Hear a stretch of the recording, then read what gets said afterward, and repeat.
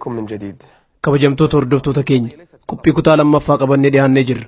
Hordoftoota keenya kabajamoo dhimmi irra haasawaa jirru dhimma salphaa miti. Akkuma jalqaba qophii kanaa irratti ibsuuf yaalletti dhimmi kun seenaa yookiin mudannoo nama tokko qofaatii miti.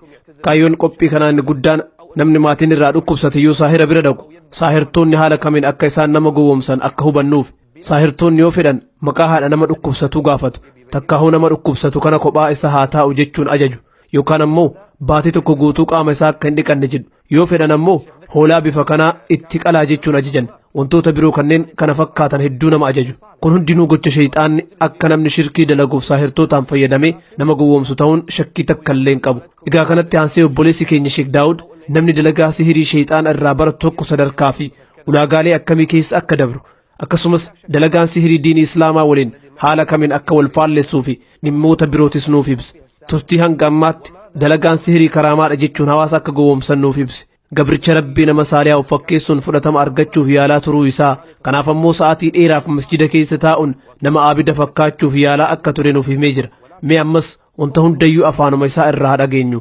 Ayya Sheek kitaabota sihirii irraa baratan argachuu kee nutti himtee ture. حصلت على الكتب eeyyee kitaabota argadhe sana booda xalaasimoota yookaan haala falfala itti dalaganii fi barjee itti hidhan keessaa hanga tokko dubbisuu jalqabe. Egaa kana godhuun dirqama ture.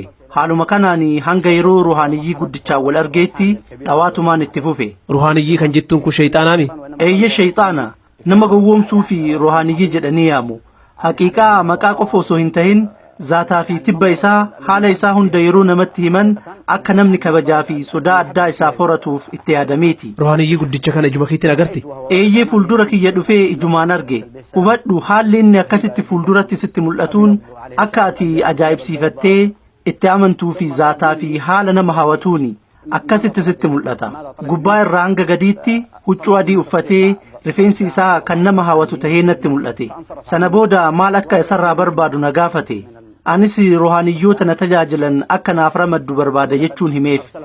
Sana booda hoggasuma ija kiyya duraa dhabame. Anis seera isaa hordofuun xalaasima itti aanu akkuma sadarkaa isaatiin dubbisuun haffazuu itti fufe. Yeroo muraasa booda jinnoonni akka na tajaajilaniif ruhaaniyyichi naaf erge gara kiyya dhufan. Jinnoonni yeroo hunda ajaja kee fudhachuun siif ergamuu jalqaban jechuudha? Egaa ergamaniiti dhufan. Naaf ajajamuu osoo hin jalqabaniin duratti wanta ani raawwachuu qabutu jira. Akka isaan jedhanitti kaadimoonni gosa lama warra ol aanu kan sadarkaa guddaa fi warra gad aanu kan sadarkaa xiqqaati. Biyya keenyatti warri isaan hordofan maqaa adda addaatiin waamu. Fakkeenyaaf ajwad jedhuun kanneen biroo akkuma atuureefuu jette ruhaaniyyaa jechuun waamu. Hundinuu maqaa shayxaanonni ittiin waamamani? Eeyyeen hundinuu maqaa shayxaanotaati. Egaa sana booda maqaa samsaa'iliitiin maqaa xamxaa'iliitiin dubbisuu itti fufe. Jarri kun lamaanuu obboleewwan Israa'eel, Israafiil, Jibriilii fi Mikaa'eliiti jedhu. Isaan irraa wanti adda ta'aniin tokkollee hin jiru siin jedhu. Kuni garuu soba. Haqatti jarri kun lameenuu shayxaanota malee malaayikootaa miti. Hayyee ati amma yeroo kanatti falfala barachuu jalqabdee jirta. Kitaabota sihirii irraa baratanis dubbistee guutumatti gara sihirii dalaguutti seentee jirta jechuudha? Eeyyee yeroo kanatti guututti hojii sihirii keessa seenee jira. Haa ta'u malee sadarkaalee fi ulaagaalee qaba. Ulaagaan jalqabaatii fi irra guddaan namarraa fagaatanii dhokachuudha. Kalwaa taa'uudha. Iddoon kalwaan itti taa'amu ammoo naannawa jireenya irraa fagaachuun bakka namni ittiin dhiyaanne ta'utu irra jira. Dabalataanis saahirtichi kalwaa irra yemmuu jirutti haala inni keessa jiru namoonni beekuu dhiisiitii shakkuuyyuu hin qaban. Anis ulaagaa kana eega guuteen booda ogummaa sihirii hanga tokko akka argadhu taasifame. Iddoo kalwaa akkuma deemeen jalqaba wanti akka raawwadhu ajajame. Qur'aana miilatti akka kaayadhu ajajame. Qur'aana miilatti kaayachuu jechuun maalin? Akkamsiita jalqaba qur'aana bakka lamatti addaan kutan. Suuratul Kahf irratti bakka lamatti cicciran. Sana booda cinaa tokko luka bitaa jalatti walakkaa kaan ammoo faana mirgaa jala kaayuun akka kopheetti godhattee dhiitta. A'uuzu billah.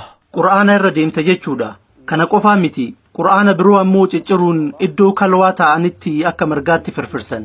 Sana booda qur'aana cicciranii firfirsan kana irratti wanti nama qaanessu hundi raawwatama. Balfi gara garaa irratti gatama. Waan kana akka gootu eenyutu si ajaja? Shayxaana ruhaaniyyii jedhamutu kan akka raawwadhu na ajaje. Qur'aana rabbii irratti wantoonni qaanyii ta'an kun hundi dalagama. Kana qofaa miti. Balfi adda addaa fi sagaraan itti dibama. Irratti gatama. Haala kanaan iddoo kalwaa kana guyyaa 40 turta. Yeroo kana bishaan akkasi tuqu yookaan ammoo dhiqachuun hin hayyamamu. sagaraa baatee yookaan ammoo fincooftee istinjaa bayuun dhoorkaadha. Wudu'a godhachuun gonkumaa hin yaadamu. Guutumatti dhiqachuun dhoorkaadha. Wudu'aa fi istinjaan hin ayyaamamu jettee? Gonkumaa guyyaa 40 bishaan sin tuqu. Egaa haala kanaan qura'aana miilaan irra deemaa balfa irratti darbaa turte jechuudha. Eeyyee guyyaa 40 fi haala kanaan eega tureen booda yeroo gara manaa deebi'u rabbiin salphina akkasii namarraa haa qabuuti. Sareen duutellee akka kiyya hin ajooftu. Najaasaan natti laaqamee sagaraa fi balfi natti dibamee dubbachuunuu nama qaanessa. Namni lubbuun jiru akkasitti ajaawa jettee yaaduu hin dandeessu. Egaa kun saahira ta'uudhaaf ulaagaa murteessaa raawwachuun dirqama ta'u. Wantoonni akka ani hin raawwanne ajajamee ture keessaa ammoo bakka zikriin rabbi itti godhamuu fi namoota dhugaadhaan rabbi gabbaranitti akka hin dhiyaanne dhoorkame. Qur'aana akka hin qaraanee fi saalihoota waliin gonkumaa akka hin teenne ajajame.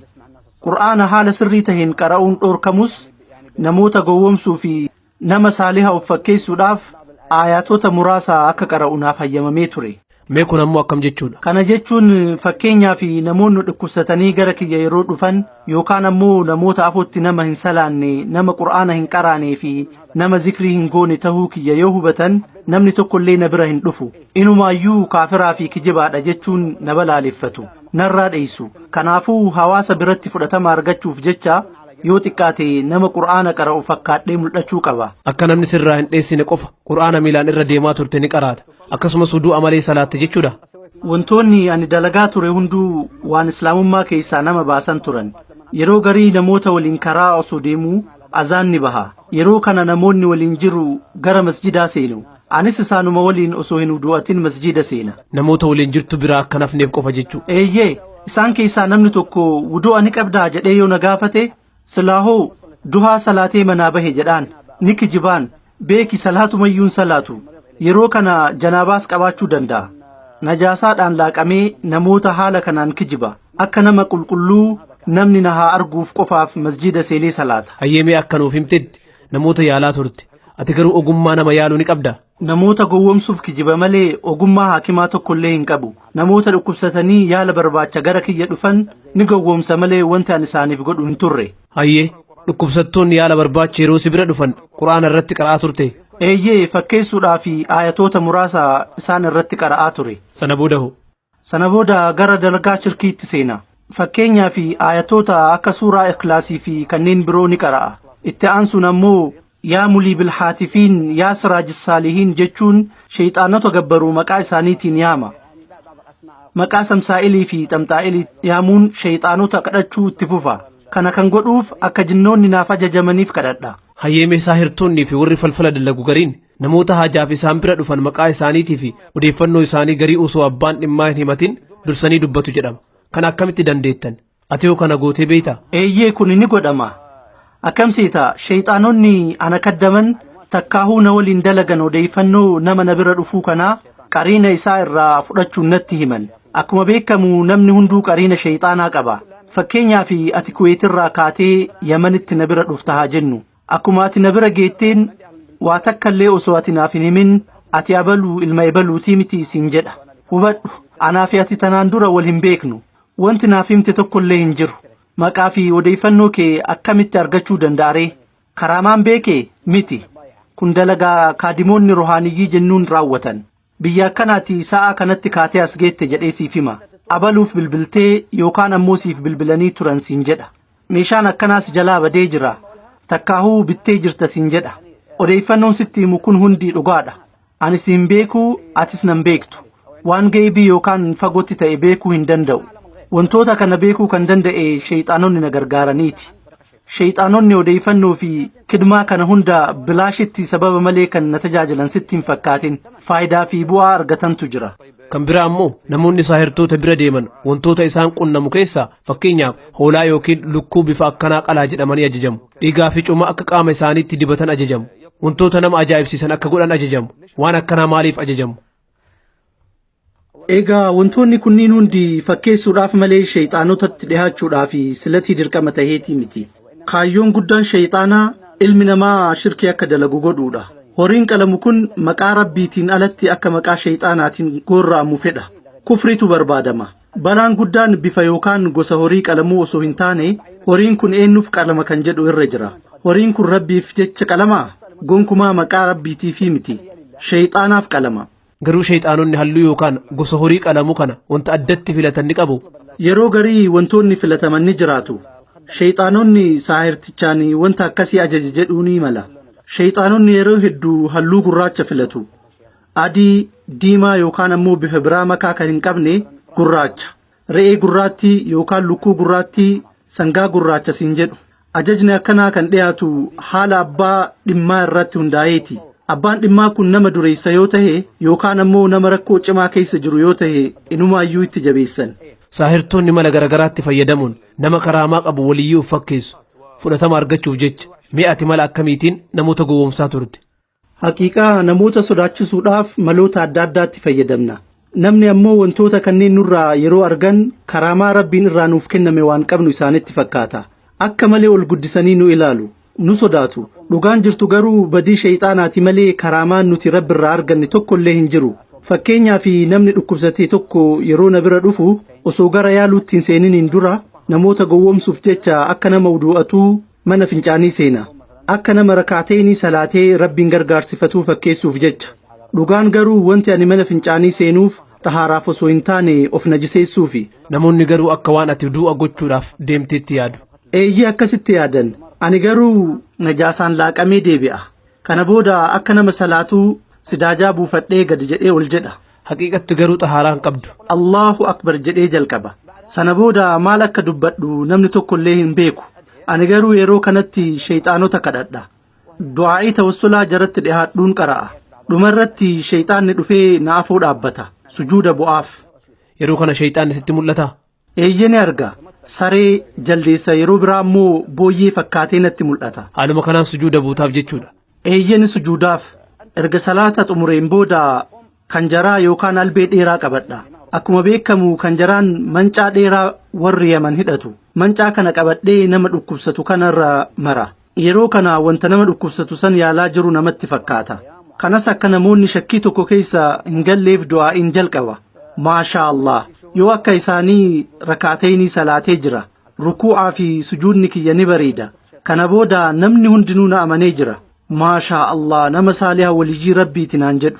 Itti aansuudhaan yeroo qaamni kiyya roqomsu yookaan hollatu maashaa Allah karaamaan dhufaa jira jedhu. Karaamaan seenaa jira waliin jedhu. Haa ta'u malee haqiiqatti yeroo kana shayxaanatu qaama kiyya weeraruun natti uffifamaa jira. Kanaaf roqomsa.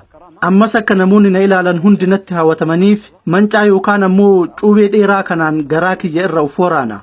Akka haalaan na keessa lixuuf namni biraa dhagaadhaan humnaan rukutuun natti dhiiba.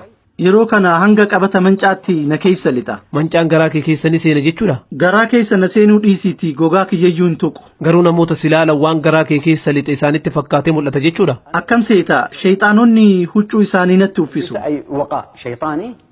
يكون من المكان هذا مثلا إلى تحت السرة.